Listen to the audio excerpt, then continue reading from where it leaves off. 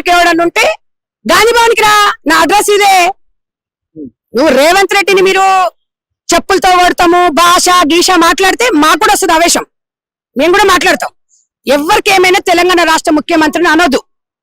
మీ నాయన ఉండని, మా అన్న ఉండని, మళ్ళీ అన్న అంటే మీ అయ్య పుట్టినాడే అంటారు నా కొడుకులు.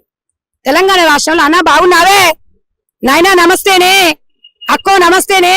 ఇప్పుడు నాకన్నా పెద్ద పెద్ద వాళ్ళు అక్క అంటారు తెలంగాణ సాంప్రదాయంలో. కానీ ఇప్పుడు ఆ భాష మీరు మాట్లాడేటప్పుడు ఒక్కేళ్ళు మిమ్మల్ని చూపిస్తే 4 ఏళ్ళు మమ్మల్ని చూపిస్తారు ఏళ్ళు పెట్టి.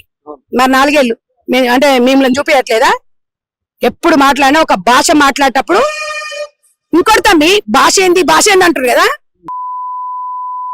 కొడుకులు మోపైండ్రు, ఇది పిట్టల దూర, లక్కర్ సాపు, ఖాన్ ఇవన్నీ నేర్పించిన వాడు కేసీఆర్.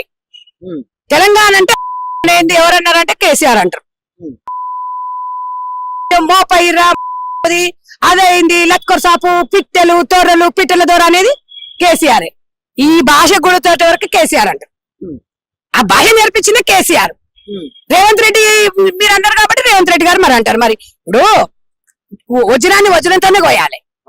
వీళ్ళకు మొగడంటే రేవంత్ అన్ననే, లేకపోతే అమ్మో అవుతారు రైలు.